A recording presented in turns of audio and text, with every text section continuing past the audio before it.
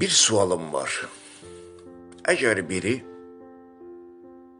daxilən çox zəngin, ruhən cəngavər, azad və önəmlisi aşiq, amma zahirən çox kasad, lapçılı, yamaqlı, toz torpaq içində gödəyi qaraçı günündə.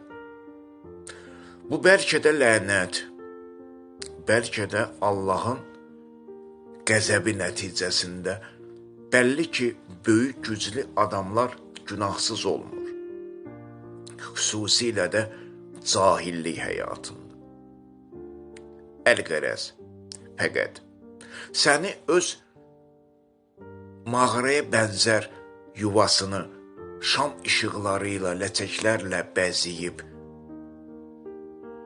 dəvət etsə, sən isə bu həyatda uğur qazanmış, imkanlı, nə yalan deyim, yaraşıqlı, cəlbedici hüsnünlə, heç kimə, heç nəyə önəm vermədən və anlayaraq ki, biz bir kəmərin suyuyuq, sadəcə bu aşikar, gerçək aqibəti ilə sən isə məzar evinə qədər şirin xəyallarınla qəbul edərdinmi bu dəvəti? Fahişə qadın, qəbul edərdinmi bu dəvəti? Fahişə qadın.